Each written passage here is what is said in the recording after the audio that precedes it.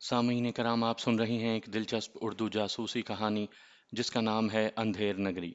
ये इस सिलसिले की किस्त नंबर 41 है। मुझे उम्मीद है आपको मेरी ये काविश पसंद आ रही होगी। आपने अगर अभी तक मेरा चैनल माय वॉइस सब्सक्राइब नहीं किया तो अभी मेरे चैनल को सब्सक्राइब करके बेल नोटिफिकेशन ऑन कर लीजिए ताकि आने वाली हर नई कहानी की इत्तला बर वक्त आप तक पहुंच सके। आप भी पूछने लगी कि भाईजान ये हमज़ा साहब कौन हैं। मैंने कहा वैसे तो आम पाकिस्तानी हैं लेकिन आम पाकिस्तानियों के मुकाबले में ज़्यादा हसास हैं। हमा वक्त मुल्क दुश्मन अनासिर की सरगर्मियों से बाखबर रहते हैं। उनके जांबाज सुराग रसानी के लिए ऐसी तमाम जगह मौजूद रहते हैं जहां दुश्मन हमारी मुल्क की सलामती को नुकसान पहुंचाने के लिए आना चाहते हैं और नाकाम होते रहते हैं। फिर तो जांबाजों की बहुत बड़ी फौज होगी। उनके अखराजात कैसे पूरे होते हैं? पाकिस्तान में कोई मुलाजमत करता हो या कोई कारोबार कर रहा हो, वो 8 या 10 घंटे से ज़्यादा काम नहीं करता। सेहतमंदी के लिए 5 घंटे या 6 घंटे की नींद काफ़ी होती है। उससे ज़्यादा सोने वाले बेपरवाह और गैर जिम्मेदार होते हैं। फजूल तफरीहात में वक्त ज़ाया करते हैं। जापान एक ऐसा मिसाली मुल्क है जहाँ पूरी कौम सिर्फ वक्त के मुताबिक सोती है, बाकी 18 घंटे काम करती है। उनकी तैयार करदा मसनूआत सुपर पावर अमरीका की मसनूआत पर हावी हो गई हैं। हमारे पाकिस्तानियों का मुकाबला सुपर पावर से नहीं बल्कि अपने ही मुल्क के करप्ट सियासतदानों से है। मुल्क का सियासी निज़ाम बेहतर होगा तो हमारी कौम के लिए खुद बेहतरी के रास्ते हमवार होते चले जाएंगे। मेरी बहन, तुम्हारा सवाल है कि जांबाजों की फ़ौज के अखराजात कैसे पूरे होते हैं। जांबाज का मतलब है जान की बाजी लगाने वाले। जो जान देने का जज्बा रखते हैं वो सिले में मुल्क की सलामती और बका चाहते हैं। वो तनख्वाह नहीं मांगते, जालिम सियासतदानों के सर मांगते हैं। अपना फाजिल वक्त खामखा तफरीहात में नहीं गुजारते। वो हमजा साहब और राजा नवाज जैसे मुहिब्बान वतन से फाजिल औकात में ट्रेनिंग हासिल करते हैं। ट्रेनिंग हासिल करने का कोई स्कूल नहीं है, वो अमली तौर पर उनकी हिदायत पर अमल करते हैं और यूं तरबियत हासिल करते रहते हैं कि मुल्क को तबाही की तरफ ले जाने वाले सियासतदानों से कैसे निमटना चाहिए। अभी हम ज़र खरीद सियासतदानों के कदम उखाड़ नहीं पाए हैं, लेकिन ये समझा चुके हैं कि पाकिस्तानी अवाम तरने वाला नहीं, लोहे के चने हैं। हमें चबाने वालों के दांत टूट जाएंगे। मैं लाहौर वाली कोठी में पहुंचा तो अम्मी की याद सताने लगी। मैं उनके बेडरूम में बैठकर सोचने लगा, जब वो घर से बेघर हुई तो जवान थी। मुझे मेरे बेहिस बाप और सुतीले रिश्तेदारों के पास छोड़कर दूसरी शादी कर सकती थी, लेकिन उन्होंने बड़े अज़म से मुझे अपने लिए फौलादी ढाल बनाने और अपने दामन पर लगे हुए धब्बे को मिटाने के लिए दूसरा घर नहीं बसाया। उन्होंने ये दूसरा घर और जितनी जायदाद बनाई, सब मेरे लिए अपनी ख्वाहिशात को कुचल कर बनाई। मैंने हाशिम अंकल को फ़ोन पर बताया कि आबी के साथ लाहौर वाली कोठी में आ चुका हूँ। उन्होंने कहा अभी आधे घंटे में 3 बंदे मेरे पास आएंगे और भारत जाने के सिलसिले में अहम गुफ्तगू करेंगे। उन्होंने उन तीनों के नाम बताकर राब्ता ख़त्म कर दिया। काशिफ अकबर की महल नुमा कोठी जैसे एक किला थी। दुश्मन तो क्या, दोस्त भी अपनी शनाख्त करवाए बगैर उसके अहाते में गेट के सामने खड़े नहीं हो सकते थे। गेट पर और अहाते में कोठी के चारों अतराफ मुसल्ला गार्ड्स तैनात थे। कोठी के अंदर ऐसे इलेक्ट्रॉनिक्स आलात थे जो किसी खतरे के वक्त बाआवाज़ अलार्म और सुर्ख लाइट के जरिए मुसल्ला गार्ड्स को सिग्नल देते थे। ऐसी जगह को कहा जाता है कि वहाँ परिंदा भी पर नहीं मार सकता था। और ऐसी ही जगह अमीर हमजा बड़े आराम से काशिफ अकबर और दुर्दाना बेगम के साथ कार में बैठकर उनकी कोठी के अहाते में पहुंच गया। पिछले बाब में यह बयान किया जा चुका है कि काशिफ अकबर और दुर्दाना बेगम जब बैंक मैनेजर के कमरे में गए थे तो अमीर हमजा ने उनके मुखालिफ नेक बख्त की बहुत बड़ी कमजोरियां बताकर उनसे दोस्ती भी की थी और उनका इतना एतमाद हासिल कर लिया था कि वो दोनों उसे अपनी कोठी में ले आए थे। उन्होंने ड्राइंग रूम में आकर कहा, मिस्टर रमज़ी तशरीफ़ रखें, हम अभी आते हैं। बाय द वे, आप ठंडा पियेंगे या गरम? आप तकल्लुफ़ ना करें, जो पीना होगा वो आप दोनों के साथ बैठकर पीऊँगा। काशिफ अकबर ने कहा, आप कुछ ख्याल ना करें। आपने बैंक में जो तहरीरें दी हैं हम उनकी तस्दीक करेंगे। इसमें कुछ वक्त लगेगा, आप तनहा बोर होंगे। आप मेरी फिक्र ना करें। हमने नेक वक्त को हमेशा के लिए बदबख्त बनाने का जो प्लान बनाया है उस प्लान में सबसे अहम बात आपसे दोस्ती है। आप साथ देंगे तो प्लान कभी नाकाम नहीं होगा। मैं कामयाबी की खातिर यहाँ घंटों तनहा बैठा रहूंगा। वो हमजा की बातें सुनकर खुश हो रहे थे। हमजा ने अपना नाम उन्हें अहमद रमज़ी बताया था। बैंक में जिन 3 MNA की तहरीर की फ़ोटोस्टेट कॉपियां दी थीं, काशिफ अकबर अपने बेडरूम में जाकर फ़ोन के ज़रिए उन तीनों MNA से गुफ्तगू करके उनसे तस्दीक करना चाहता था। वो दुर्दाना बेगम के साथ जाने लगा। حمزہ نے کہا، پلیز جسٹ اے منٹ، آپ ان تحریروں کے بارے میں ضرور تصدیق کریں۔ ان کے علاوہ اور پکا ثبوت چاہتے ہیں تو میں ابھی فون کر کے ان 3 MNA کی آڈیو اور ویڈیو کیسٹس یہاں منگواتا ہوں۔ آپ ٹی وی سکرینز پر انہیں اپنی آنکھوں سے دیکھیں گے اور ویڈیو کے ذریعے ان کی رازدارانہ گفتگو سن سکیں گے۔ اوہ، اس سے اچھی بات اور کیا ہو سکتی ہے؟ آپ ابھی منگوائیں۔ حمزہ نے ان کے فون کا ریسیور اٹھا کر نمبر ڈائل کیے، پھر اپنے ایک جاں باز سے کہا، حیدر علی، ہمارے حمزہ صاحب نے ان تینوں کے آڈیو اور ویڈیو کیسٹس کے چند مناظر اور ان کی تھوڑی سی گفتگو الگ ریکارڈ کروائی تھی۔ کاشف اکبر صاحب انہیں دیکھنا چاہتے ہیں۔ ہاں، ہاں ہاں، اچھا۔ ان سے کہہ دینا کہ دردانہ بیگم صاحبہ کے محل میں ہماری کوئی چیز غلط ہاتھوں میں نہیں پہنچے گی۔ یہاں محل کے گیٹ پر آؤ گے تو اچھا ذرا ٹھہرو۔ حمزہ نے ریسیور کے ماؤتھ پیس پر ہاتھ رکھ کر کاشف اکبر کو دیکھتے ہوئے پوچھا، کیا 15 منٹ کے بعد آپ کا سیکیورٹی افسر مین گیٹ پر رہے گا؟ ایک شخص ایک بیگ میں 3 ویڈیو کیسٹس اور 2 آڈیو کیسٹس لائے گا۔ میرے اس آدمی کا یہاں آنا ضروری نہیں ہے۔ آپ کا سیکیورٹی افسر بیگ میں لائی ہوئی چیزوں کو خود اچھی طرح چیک کر کے یہاں لے آئے گا۔ دردانہ بیگم نے کہا، ہاں میں ابھی انٹرکام پر سیکیورٹی افسر سے کہہ دیتی ہوں۔ حمزہ نے ریسیور کے ماؤتھ پیس سے ہاتھ ہٹا کر کہا، ہاں حیدر علی سنو، تم ایک بیگ میں وہ چیزیں لے کر صرف مین گیٹ تک آؤ گے اور وہ بیگ سیکیورٹی افسر کو دے دو گے۔ تمہارا یہاں اندر آنا ضروری نہیں ہے۔ جو بات ہوگی اس کے مطابق میں حمزہ صاحب سے براہ راست فون پر انہیں تفصیلات بتا دوں گا۔ اس نے ریسیور رکھ دیا۔ دردانہ بیگم نے کہا، ہمیں خوشی ہے کہ تم ہمارے کچھ کہنے سے پہلے ہی اتنی احتیاطی تدابیر پر عمل کر رہے ہو۔ میں ابھی جا کر سیکیورٹی افسر کو حکم دیتی ہوں، وہ مین گیٹ پر رہے گا۔ وہ دونوں وہاں سے محل کے دوسرے حصے کی طرف چلے گئے۔ حمزہ صوفے کی پشت سے ٹیک لگا کر آرام سے بیٹھ گیا۔ ان دونوں نے بیڈ روم میں آ کر اپنے ذاتی فون کے ذریعے پہلے MNA رفیق سے رابطہ کیا، پھر کہا، میں کاشف اکبر بول رہا ہوں۔ اس بار الیکشن جیت کر ساتھ دو گے؟ نیک بخت سے تمہیں کچھ نہیں ملا، مجھ سے جو چاہو گے ملے گا۔ دوسری طرف سے رفیق نے کہا، اسمبلی میں اکثریت حاصل کرنے کے لیے نیک بخت نے بھی پچھلی بار بڑے وعدے کیے تھے، اس کے بعد وعدوں سے وہ پھر گیا۔ نہیں مسٹر رفیق، جھوٹ نہ بولو۔ نیک بخت نے تمہاری حمایت حاصل کرنے کے لیے کوئی وعدہ نہیں کیا تھا۔ تمہاری ایک تحریر اور ویڈیو کیسٹ کے ذریعے تمہیں چودھری سلامت کو اور خالد احمد کو بلیک میل کرتا رہا۔ کیا میں غلط کہہ رہا ہوں؟ فون پر تھوڑی دیر خاموشی رہی، پھر وہ بولا، کاشف صاحب، ہماری کوئی کمزوری نہیں ہے۔ کسی نے بے پر کی اڑائی ہوگی اور آپ نے یقین کر لیا۔ میں آپ حضرات کی تحریر اور دستخط پہچانتا ہوں۔ یہ تحریریں ابھی میرے سامنے ہیں۔ پھر وہ خاموش رہا۔ اس کے بعد بولا، تعجب ہے، آپ تحریر اور دستخط پہچاننے میں غلطی کر سکتے ہیں، لیکن آپ اپنے ہاتھوں سے لکھنے میں غلطی نہیں کریں گے۔ میں آپ کی تحریر کا ایک پیراگراف پڑھ رہا ہوں، ذرا توجہ سے سنیں۔ وہ پڑھ کر سنانے لگا۔ دوسری طرف ایک پیراگراف سننے کے بعد پھر خاموشی رہی۔ کاشف اکبر نے چودھری سلامت علی اور خالد احمد کی تحریروں کے بھی ایک ایک پیراگراف سنائے۔ رفیق نے پریشان ہو کر پوچھا، یہ یہ کاغذات آپ کے پاس کیسے پہنچ گئے؟ بھائی، خفیہ ہاتھ تک پہنچنے کے لیے اور اس کا آشیرواد حاصل کر کے اقتدار کی کرسی پر بیٹھنے کے لیے بہت کچھ کرنا پڑتا ہے۔ رفیق نے کہا، مجھے فون پر کسی نے کہا تھا کہ نیک بخت کے سیف سے تمام اہم سیاسی دستاویزات چوری ہو گئے ہیں۔ اب ہم آزاد ہیں۔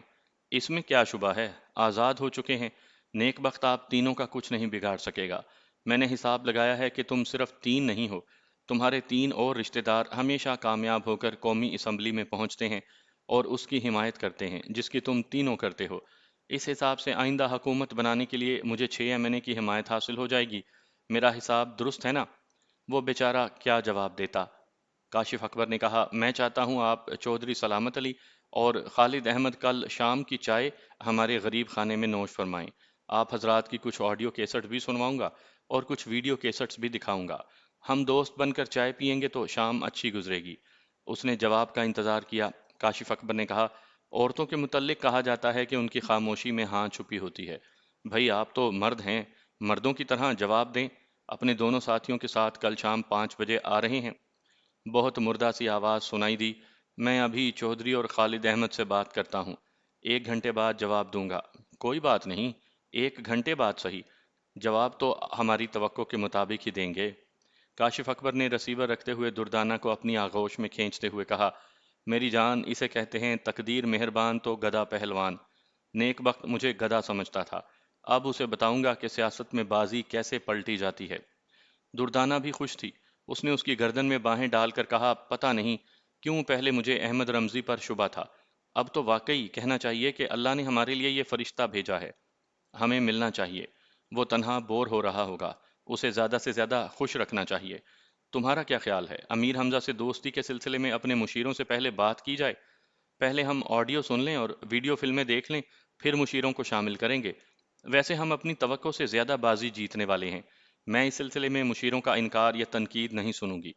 وہ ڈرائنگ روم میں تنہا بیٹھا ایک فیشن میگزین کی ورق گردانی کر رہا تھا۔ دونوں وہاں آئے تو اٹھ کر کھڑا ہو گیا۔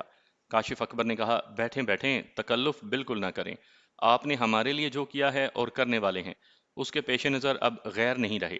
ہمارے اپنے ہیں، بالکل سگے رشتہ دار جیسے۔ کاشف اکبر الگ صوفے پر بیٹھا تھا، حمزہ بڑے سے صوفے پر تھا۔ دردانہ اس کے پاس آ کر بیٹھ گئی۔ حمزہ نے کہا، اس سے زیادہ اپنائیت کیا ہو سکتی ہے؟ بیگم صاحبہ مجھے اپنا سمجھ کر میرے پاس بیٹھ گئی ہیں۔ دردانہ نے کہا، ہم زبان کے پکے ہیں، جب آپ کو اپنا کہہ دیا ہے تو ہمیشہ اپنا بن کر دکھائیں گے۔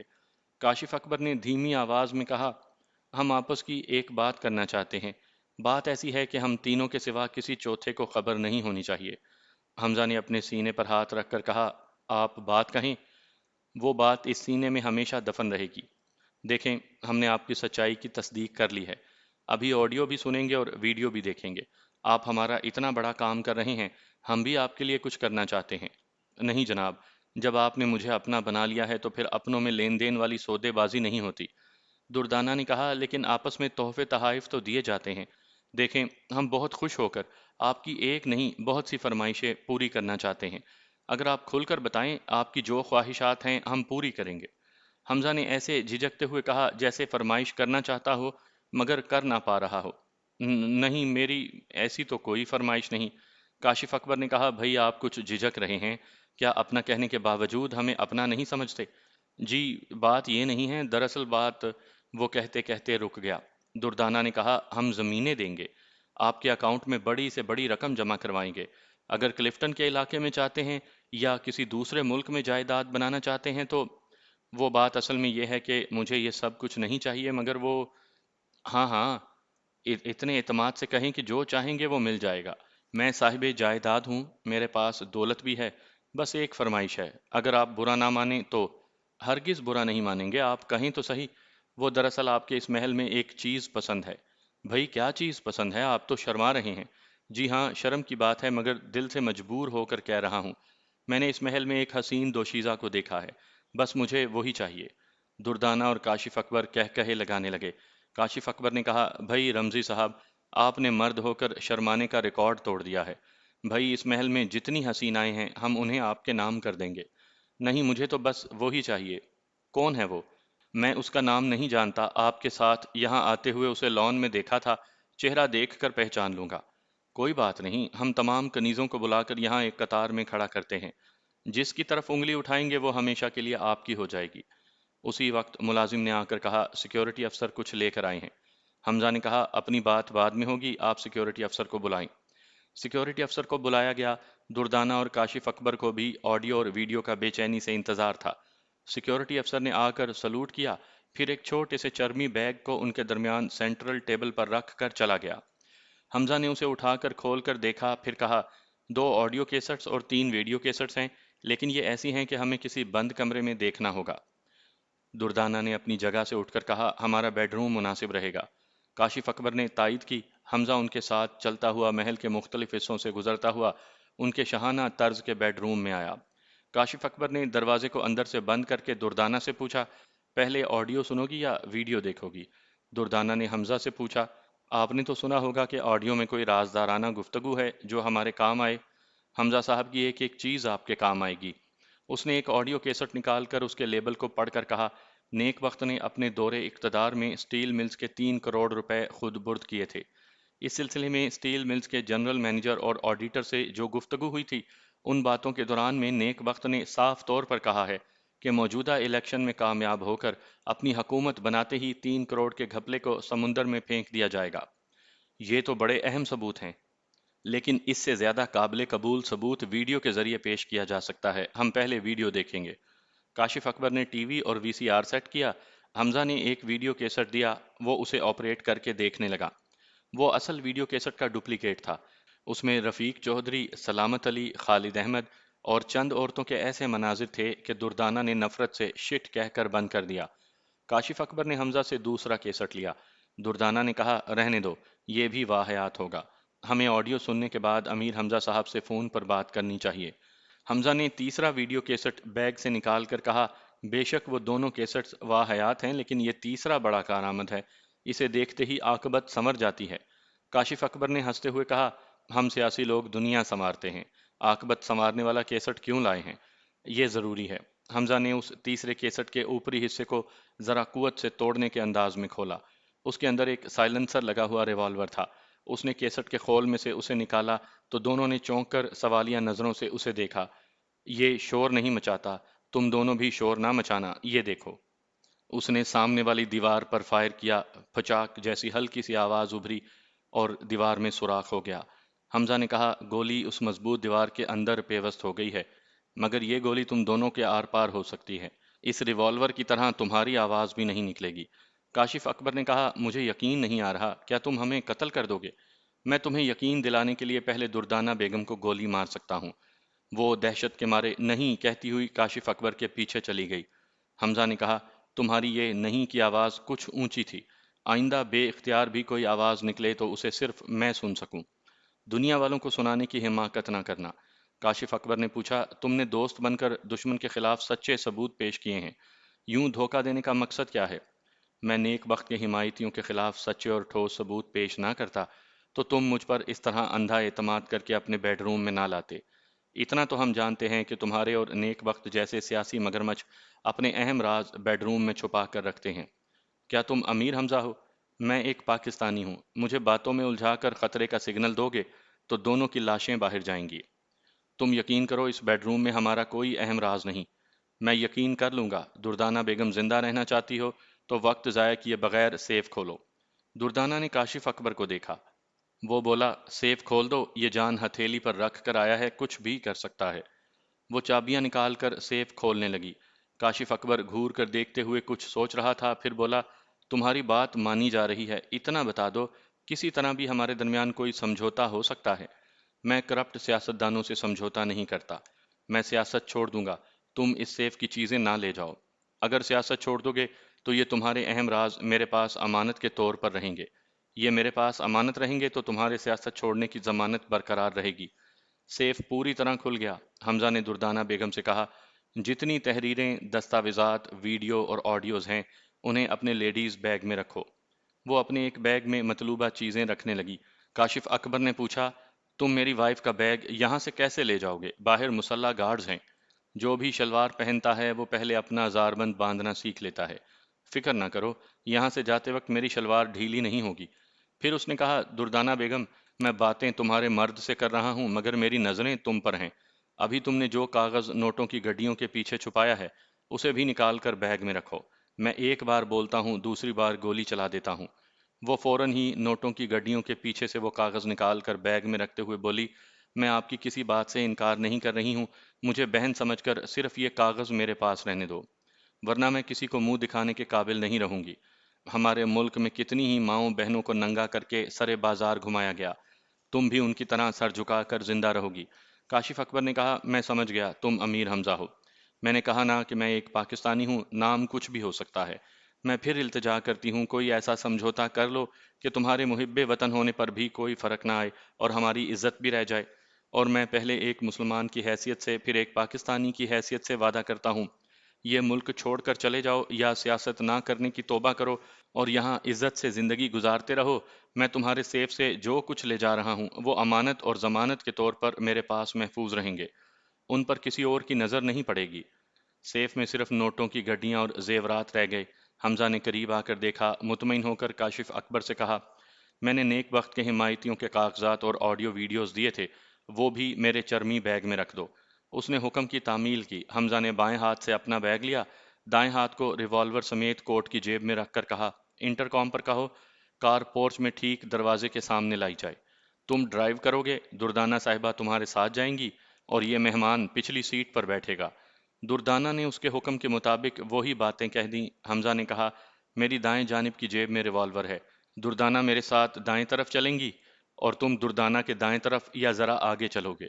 ذرا سی بھی چاलाکی دکھانے کی کوشش کرو گے تو ہم تو ڈوبیں گے صنم، تم کو بھی لے ڈوبیں گے۔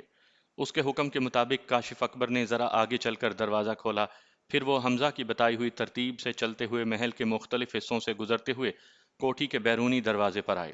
سامنے کار کے پاس ڈرائیور کھڑا تھا۔ کاشف اکبر نے ڈرائیور سے چابی لی، حمزہ نے دردانہ سے اس کا بیگ لیا، پھر وہ آگے پیچھے بیٹھ گئے، یعنی میاں بیوی آگے اور مہمان پیچھے۔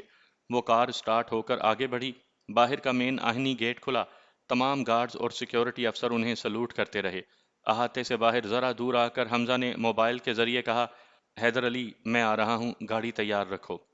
3 یا 4 کلومیٹر کا فاصلہ طے کرنے کے بعد حمزہ نے سڑک کے کنارے کھڑی ہوئی گاڑی کے پاس روکنے کو کہا۔ وہاں حیدر علی ایک اور جانباز کے ساتھ کھڑا تھا۔ حمزہ نے کاشف اکبر سے کہا، تم نے ڈرائنگ روم میں کہا تھا کہ میں جس حسینہ کی طرف انگلی اٹھاؤں گا وہ ہمیشہ کے لیے میری ہو جائے گی۔ کیوں ہو جائے گی؟ اس لیے کہ تمہاری کنیز ہے، غربت اسے تمہارے محل میں لے آئی ہے۔ میں نے انگلی نہیں اٹھائی، ریوالور تمہاری وائف کی طرف اٹھایا ہے۔ اسے تم میری ہونے سے نہیں روک سکو گے۔ کیا تم میں اتنی مردانگی ہے؟ دردانہ نے دونوں ہاتھ جوڑ کر کہا، مجھے اپنے ساتھ نہ لے جاؤ، میں تمہیں بھائی کہتی ہوں۔ میں بدنیت نہیں ہوں، لیکن تمہیں تھوڑی دور تک لے جاؤں گا۔ یہ تمہارا مرد یہاں تمہاری فون کال کا انتظار کرے گا۔ تم اسے فون پر جہاں بلاؤ گی یہ وہاں کار لے کر آ جائے گا۔ وہ گن پوائنٹ پر تھے، زندگی سے محبت تھی، اس لیے حمزہ کے احکامات کی تعمیل کر رہے تھے۔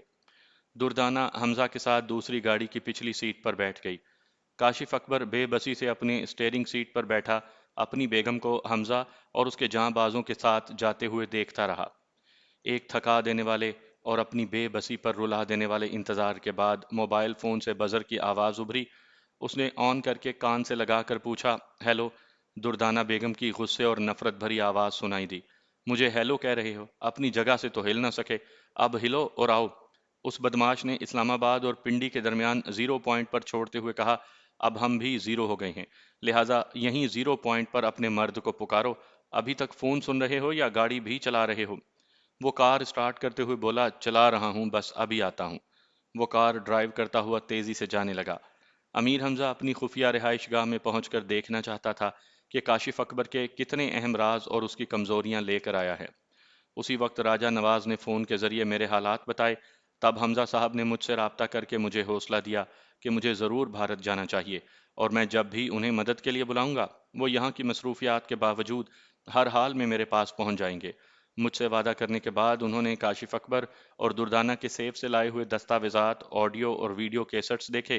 ان میں بھی منفی سیاست اور غیر اخلاقی ملبہ بھرا ہوا تھا۔ قانون شکنی کے بے شمار ثبوت تھے۔ اپنے دور حکومت میں انہوں نے خفیہ ہاتھ سے جو بہت اہم رازدارانہ گفتگو کی تھی وہ تمام گفتگو آڈیو کیسٹس میں محفوظ تھی۔ نیک بخت ہو یا کاشف اکبر، دونوں خفیہ ہاتھ کے چہیتے تھے، لیکن ان میں جو بڑی سیاسی غلطی کرتا تھا اور ہمارے وطن عزیز پر خفیہ ہاتھ کی گرفت ڈھیلی کر دیتا تھا، اسے اقتدار کی کرسی سے گرا کر دوسرے چہیتے سے خفیہ معاہدہ کیا جاتا تھا تاکہ وہ خفیہ ہاتھ کی گرفت پہلے سے زیادہ مضبوط کرے۔ اس بار نیک بخت نے یہ معاہدہ کیا تھا، لیکن حمزہ اس کی سیاسی پوزیشن کمزور کرتا جا رہا تھا، اور وہ نہیں چاہتا تھا کہ خفیہ ہاتھ اس کی کمزوری کے باعث کاشف اکبر کو ترجیح دے، اس لیے اس نے کاشف اکبر کو بھی اس کے برابر کمزور بنا دیا تھا۔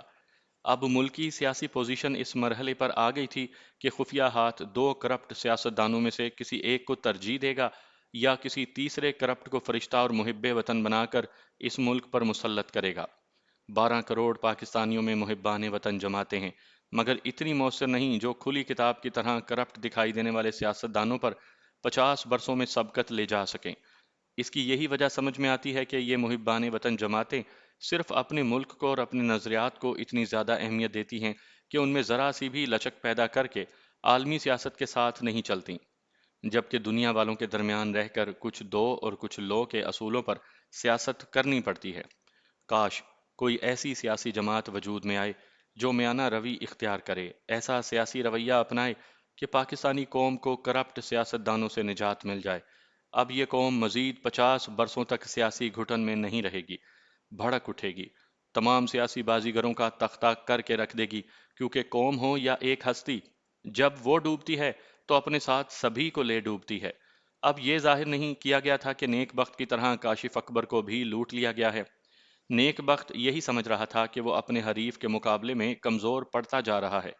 اس نے خفیہ ہاتھ سے التجا کی تھی کہ ہر قیمت پر راجہ نواز کے خدمات حاصل کرے۔ خفیہ ہاتھ اور راجہ نواز کے درمیان ابتدائی شرائط طے پا گئی تھی۔ راجہ سے کہا گیا تھا کہ کراچی، لاہور اور اسلام آباد میں جو خفیہ ایجنسیاں ہیں، راجہ خفیہ ہاتھ کی ان ایجنسیوں میں جا کر وہاں کے اہم افراد سے ملاقات کرے، پھر نیک بخت کی گرتی ہوئی سیاسی پوزیشن کو سنبھالنے کے لیے کاشف اکبر کو کوئی بہت بڑا نقصان پہنچا کر نیک بخت کے مقابلے میں اسے اوندھے منہ گرا دے۔ راجہ نواز پہلے کراچی کے کونسل خانے میں گیا، وہاں استقبالیہ کاؤنٹر کی ایک گوری میم سے بولا، میرا نام راجہ نواز ہے، میں سفیر صاحب سے ملنا چاہتا ہوں۔ اس میم صاحبہ نے پوچھا، کیا پہلے اپوائنٹمنٹ ہے؟ نہیں، میں ان خاص لوگوں میں سے ہوں جو کسی اپوائنٹمنٹ کے بغیر صاحب سے ملتے ہیں، آپ انہیں میرا نام بتا دیں، راجہ نواز۔ اس نے فون پر صاحب کے سیکٹری کو اس کا نام بتایا، سیکٹری نے کہا اسے میرے کمرے میں بھیج دو۔ کاؤنٹر والی نے ریسیور رکھ کر راجہ نواز کو گائیڈ کیا۔ وہ اس وسیع و عریض عمارت کے گراؤنڈ فلور کے کئی حصوں سے گزرتا ہوا سیکٹری کے دروازے پر پہنچا۔ چپڑاسی سے کہا، اپنے صاحب کو بتاؤ راجہ نواز آیا ہے۔ چپڑاسی نے کہا، ادھر جا کے بیٹھو، ابھی صاحب بجی ہے۔ کیا ہے؟ بجی بجی، تم انگریزی نہیں سمجھتا ہے تو پھر صاحب سے کیسے ملے گا؟ اگر انگریزی ایسی ہوتی ہے جیسی تم بولتے ہو تو پھر میں تم سے سیکھ لوں گا۔ ابھی صاحب کو جا کر صرف میرا نام بتا دو۔ تم کو ایک بار بولا نا صاحب بہت بجی ہے، ادھر جا کے بیٹھو۔ راجہ نے ایک ہاتھ سے اس کی گردن پکڑی، پھر اسے وزٹنگ روم کی طرف دھکا دے کر کہا، تمہارے صاحب کی ایسی کی تیسی۔ وہ دروازہ کھول کر اندر آیا تو صاحب نے غصے سے راجہ کو دیکھ کر پوچھا، واٹ نان سینس، تم اجازت کے بغیر کیوں آئے ہو؟ میں آفس سمجھ کر آیا تھا، مجھے کیا معلوم تھا کہ یہ سیکس کلب ہے؟ You shut up and get out. میرا نام راجہ نواز ہے، میں گیٹ آؤٹ نہیں ہوتا، تمہارے جیسے کو گیٹ آؤٹ کر دیتا ہوں۔ راجہ کا نام سن کر وہ دھیما پڑ گیا۔ ٹائپسٹ سے بولا، تم سیٹ پر جاؤ۔ پھر راجہ سے بولا، come on take your seat, by the way تمہیں اس طرح اجازت کے بغیر نہیں آنا چاہیے تھا۔ اکثر دفاتر کے چپڑاسی جب یہ کہتے ہیں کہ صاحب بزی ہیں، انتظار کرو، تو سمجھ میں آ جاتا ہے کہ اندر صاحب بہادر فون پر بیوی سے لمبی باتیں کر رہے ہوں گے، یا بیوی سے کترا کر منہ کا مزہ بدل رہے ہوں گے، یا دوستوں کے ساتھ بیٹھے لمبی لمبی ہانک رہے ہوں گے۔ انٹرکام پر صاحب سے بولو، میں انتظار کرنے نہیں آیا ہوں، فوراً بلائیں، ورنہ ان کے آفس میں بھی گھستا چلا جاؤں گا۔ سیکٹری نے اسے ناگواری مگر بے بسی سے دیکھا، پھر انٹرکام پر کہا، سر راجہ نواز آئے ہیں۔ اس نے دوسری طرف کی باتیں سنی، پھر کہا، سر میں نے بھی یہی سمجھایا تھا مگر یہ زبردستی اندر آئے تھے۔ یہ صاحب ڈسپلن نہیں جانتے ہیں، دھمکی دے رہے ہیں کہ آپ کے آفس میں بھی گھس جائیں گے۔ سیکٹری دوسری طرف کی باتیں سنتا رہا اور یس سر کہتا رہا۔ پھر انٹرکام کا بٹن آف کرتے ہوئے بولا، جائیے، سر نے بلایا ہے، سامنے کوریڈور سے گزر کر رائٹ ٹرن ہو جائیں، سامنے ہی دروازے پر نیم پلیٹ ہے۔ وہ جواب سنے بغیر باہر آیا، وہاں چپڑاسی اسے دیکھتے ہی پیچھے ہٹ گیا۔ وہ تیزی سے چلتا ہوا کوریڈور سے گزر کر دائیں طرف مڑ کر رک گیا۔ کچھ فاصلے پر اس سفیر کا دفتر تھا جس نے ابھی انٹرکام پر اسے بلایا تھا۔ دفتر کے دروازے پر دو گن مین کھڑے تھے۔ یہ ایک چیلنج تھا کہ وہ سیکٹری کے دفتر میں جبراً گھس گیا تھا، لیکن باس کی مرضی کے بغیر وہ اس کے دفتر میں قدم نہیں رکھ سکے گا۔ وہ آہستہ آہستہ چلتا ہوا دروازے کے قریب آیا۔ دونوں گن مینوں نے اسے نشانے پر رکھا تھا۔ اس نے کہا، مجھے صاحب نے بلایا ہے۔ ایک نے کہا، بلایا تھا مگر ابھی مصروف ہیں، واپس ویٹنگ روم میں جاؤ، انتظار کرو، جب تک بلایا نہ جائے ادھر کا رخ نہ کرنا۔ آل رائٹ، میں جا رہا ہوں۔ وہ جانے کے لیے پلٹ گیا۔ دونوں گارڈز کی گنیں نیچی ہو گئیں۔ ان میں سے ایک دروازہ کھول کر اندر جا کر راجہ کے بارے میں رپورٹ دینا چاہتا تھا۔ دروازہ کھلتے ہی راجہ نے پلٹ کر فضا میں اچھل کر دونوں کو کک ماری۔ وہ دونوں کھلے ہوئے دروازے سے لاتیں کھا کر اندر آ گئے۔ ان کا باس کرسی سے اچھل کر کھڑا ہو گیا۔ دونوں گارڈز کے فرش سے اٹھنے سے پہلے راجہ نے ریوالور نکال کر انہیں زخمی کیا، پھر ان کی گنیں اٹھا کر دور پھینک کر دروازے کو اندر سے بند کرتے ہوئے باس سے کہا، میں کسی کے باپ کا نوکر نہیں ہوں کہ دروازے پر ہاتھ باندھ کر انتظار میں کھڑا رہوں۔ تم لوگ وقت کے بڑے پابند کہلاتے ہو، لیکن ہمیں مجبور اور تابع دار سمجھ کر غلاموں جیسا برتاؤ کرتے ہو۔ ریوالور کا رخ اس کی طرف تھا۔ وہ سہم کر بولا، مسٹر راجہ، بات دراصل یہ ہے کہ ہمیں اوپر سے احکامات ملے تھے کہ پہلے آپ کی وفاداری اور تابع داری آزمائی جائے۔ راجہ نے کہا، بیٹھو اور ایک کاغذ پر لکھو۔ وہ بیٹھ کر ایک کاغذ اور قلم لے کر راجہ کو دیکھنے لگا۔ راجہ نے کہا، لکھو، مسٹر سیکرٹ ہینڈ راجہ نواز یہاں آیا تھا۔ اس نے کہا ہے کہ وہ لین دین میں دیانتدار ہے مگر کسی کا تابع دار نہیں ہے۔ ہم نے اس سے تابع داری کرانے کی کوشش کی، جس کے نتیجے میں اس نے ہمارے دو سیکیورٹی گارڈز کو زخمی کر دیا ہے اور مجھے گن پوائنٹ پر کہیں لے جا رہا ہے، لیکن مجھے زندہ چھوڑ دے گا، ویسے تمہیں نہیں چھوڑے گا۔ تم نے اسے یہاں بلا کر اپنی قوت کا مظاہرہ کرنا چاہا تھا۔